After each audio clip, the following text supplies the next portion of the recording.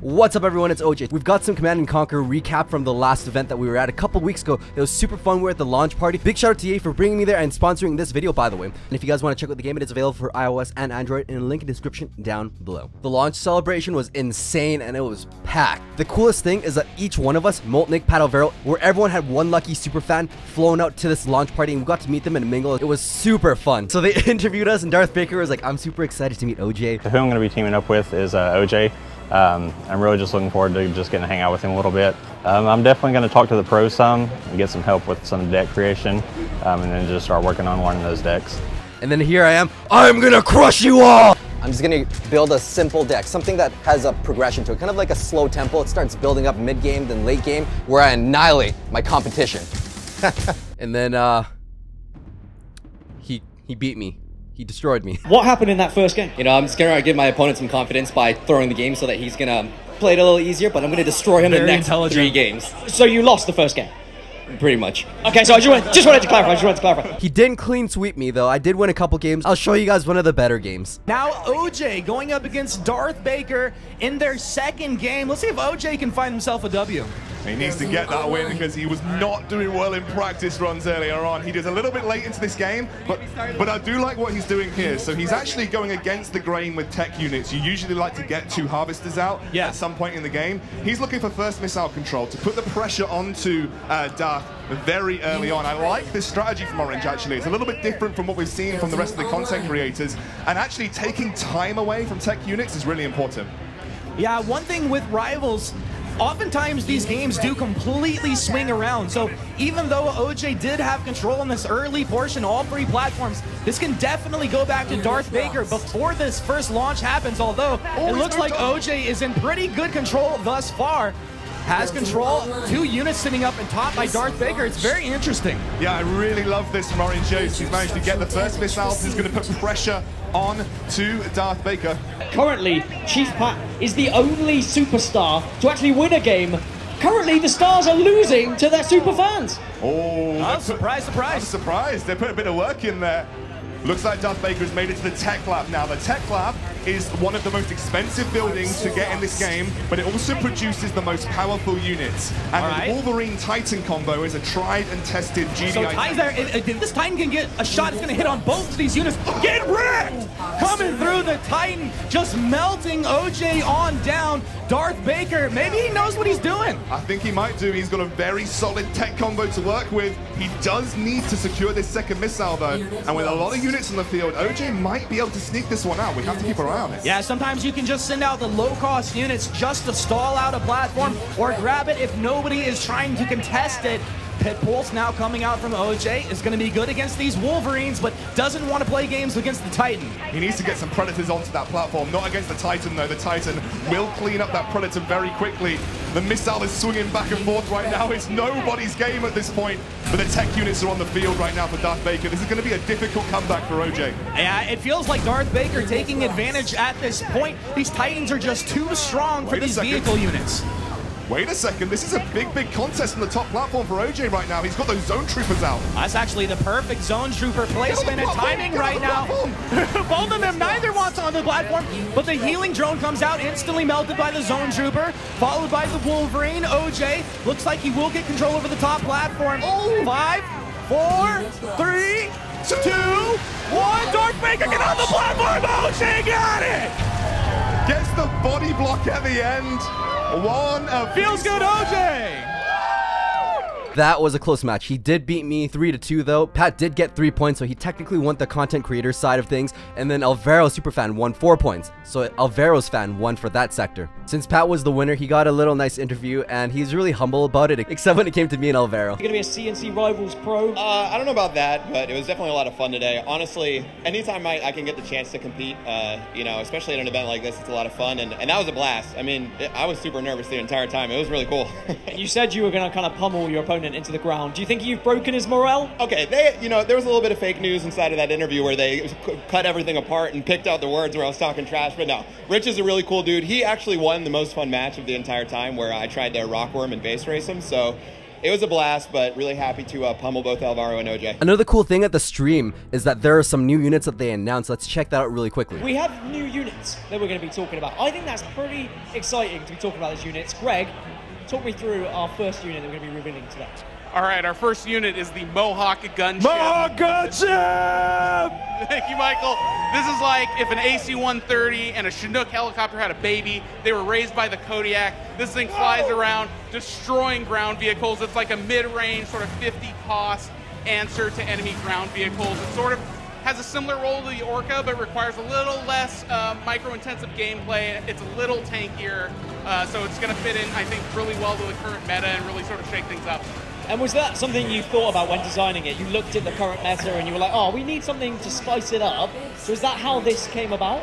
We think about that every time we design a new unit, and we also just look holistically at the game and figure out sort of where we have holes in our units, where there are roles that are not being fulfilled, and trying to anticipate what the meta is going to be in the future and add units to sort of address those things. Now, I'm also being told we have a nod unit as well. I've already mentioned today, I'm wearing the nod badge, but ignore it. Me too. Ignore it. No, I'm GDI all the way. What are you wearing, Greg? GDI one, but you know, I'm wearing my red shirt, man. Come on. What is the nod unit that we're going to be getting? The nod unit is the laser drone. This is like a 20 cost air unit. It's kind of like a flying laser drone. Laser drone! It comes out of the air tower. You can open with it.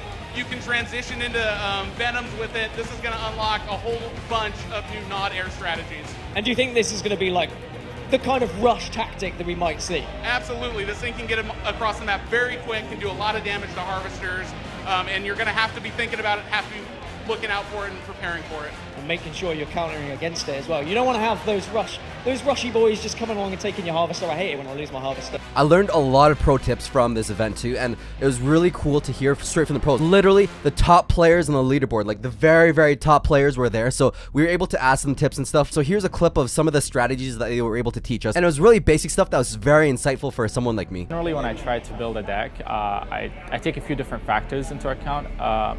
So the cost of the units is very important. The main goal of the deck is also very important. If it's about playing aggressive, if it's about scaling to the late game, if it's about harassing harvesters or controlling pads, there are a few different things that I take into account when I do build a deck. And I would have to say that building decks around protecting certain units that are stronger and can fire a longer range is probably one of my favorite things to do. My strategy for building decks would be to have whatever the meta unit currently is. So currently at the moment, I would say that's Flame Troopers and Shockwave Troopers. They basically dominate all infantry battles. So by playing just one of those, you already have a huge edge in the infantry war. Then you need to have a unit that breaks that mirror. So you don't want to be playing mirrors all day. So you need a unit that is a vehicle that kills those. So something like Talon or Venom. Then you need something that kills air. At the moment, you can just play bikes and pit bulls as an anti-air unit because air has had its hit points reduced so much. It's no longer a viable stand and fight strategy. You have to use it as a sort of back and forth microing strategy. So you get an anti-air unit in there, and then you need something to fight those, which is a tank a lot of the time, or an artillery piece. At that point, you've used about 4 of your unit slots, and you then have 2 unit slots for whatever you feel you're weakest against. And then you work out which commander suits that deck the best. They had 4 players: Alicia Destiny, Blade, Iraqi Zoro, and Jade. Alicia Destiny, she is #1 in the world. Everyone going in, they knew she was going to win, but who knows, anything could happen. Let's check out one of the games where she did play. It was insane, the level of micro and macro in there. She was playing with one hand, but all 5 fingers. So she has an intense RTS background to bring into this game, and that's why she is one of the top players. America's with Alicia Destiny versus Europe. Let's go! All right, we are off to start. It's a double War Dog match right now. Here we go. Double War Dogs coming out here. Alicia Destiny, no surprise. It's just a micro game. You know, you see where Alicia Destiny's placed. That is the choke point you want to block off here. Absolute mirror match between these two now. We're going to see the pit bulls come through. Now, Alicia is an incredible micro player, and her pit bulls are always really hard to take down. We'll have to see how these guys play it out. One of the things about the pit bulls is they can also attack as they're moving around here, so the micro, super effective. Now Predator tank coming out for Alicia Destiny while MLRS sets up for Blade. This is an MLRS tech that's come out very early for Blade. He's going to need to move it up a little bit, though, to get some pressure on these points, and he is slowly moving that MLRS up. Here comes the Predator, though. You got to get the Predator tank down right now. Will he be able to do it? No, No, he has to move it. It's taking him down, completely wasting the resources. Second MLRS comes out, but Alicia Destiny has control over the platforms. Looks like first launch will be going to Alicia. There's your first launch here in your semifinals as Blade taking damage on his base. Can he turn this around though, Scoundrel? He needs to get a body block in that choke point just above his MLRS. The War Dogs will do the job while he sets up, but if he gets this MLRS in position, it can be very hard to take out. Blade is not out of this game just yet. I really love the MLRS plays right now, but the thing is, you have to pick a perfect position. You have to set yourself up, and it's roasted down again. Alicia Destiny making the perfect plays at the perfect time right here, and I'm not sure Blade can pull himself back into this I don't know. I think there's too much control on this pad right now, and there's too much pressure on this MLRS. Alicia Destiny's doing some serious work. Serious work. Jump Jet Troopers coming out here onto the Predator tank. Blade trying to move him onto the top platform. Contested on the bottom. Once again, you got to get onto the top platform. Alicia Destiny, Blade, can he swing this around right now? It feels like it's going to go over to Alicia. Blade, all he's doing is stalling out for right now. This is about to do it. He's got the top Blade. He can't get in right here. Blade's going to get the second missile launch, tying this game up. Oh, the jump jet's coming to the rescue for Blade. He just needs to get another MLRS in position. Maybe rely on those jump jets. The jump jets are very good at dealing with heavy War Factory type decks. Yeah, so it's the vehicles that you want to get the Jump Jet Troopers out, and that was everything that Alicia had on the map. Exactly. Another MLRS is making its way onto the field. Can he protect it this time? Can he take out these Predators? Yes, he can. Predator tank down. Shockwave Troopers doing work up on the top right platform here. Looks like Alicia now starting to get control finally, but finally a Talon coming out from Blade. First air unit coming out, and this is going to be great against the ground units for Alicia. But Alicia building up this third missile strike. It's going so incredibly quickly right now. Blade, you got to get onto the platform. He stalls it out right at the last second here. Can he hold on to it? Alicia, she swings it. It's the launch. Alicia Destiny taking victory. Put your hands together for our CNC Rivals community champion. It's Alicia Destiny! With Alicia winning, South and North America servers won a box launch celebration bundle thanks to Alicia Destiny. If you're receiving this now, you won the Rivals launch celebration bundle as a player on the Americas server. Tap the button below to claim your reward. Why do you get this? Because Alicia Destiny destroyed everyone. Ooh. That's a fat 16,000. Wow. Brings my Predator to level 7. Holy smokes. A lot of rare cards. That's a lot of epics. Oh my goodness. My Titan? Yes, I'm upgrading that Titan for sure. Upgrade my Shockwave Troopers. Oh, that's so juicy. Level 8. Oh, we got the Predator tank. Beautiful. Thank you for that huge loot box. And level 7. Oh my goodness. Oh, look at that. We got the nod unlocked.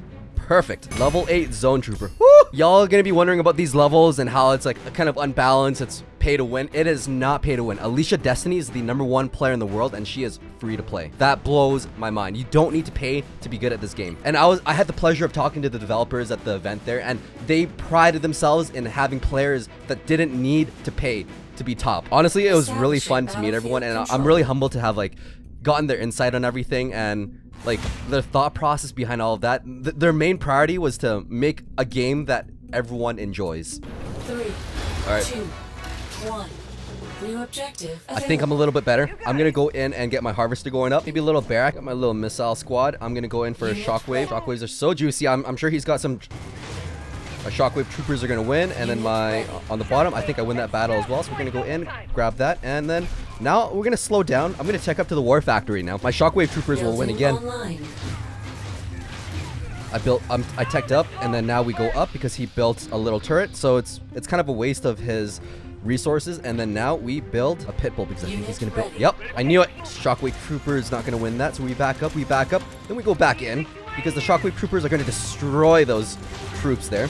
And then now, feeling like he might build more buildings. Yep, I knew it. Predicted. Launched.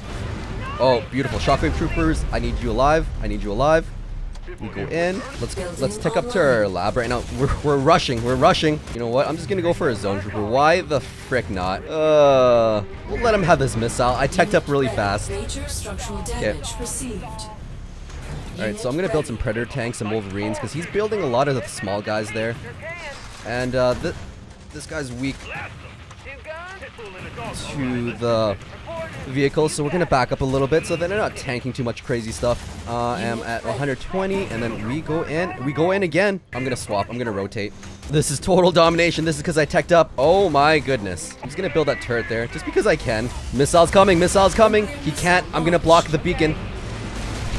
Boom!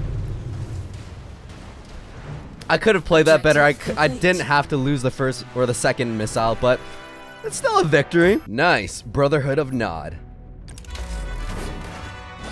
Oh! That's a pretty massive chest. Alright, I hope you guys enjoyed this video, and big shout out again to EA for sponsoring this video. If you guys want to check out the game, it is in the link in the description down below to download on iOS or Android. It is available for free to download today.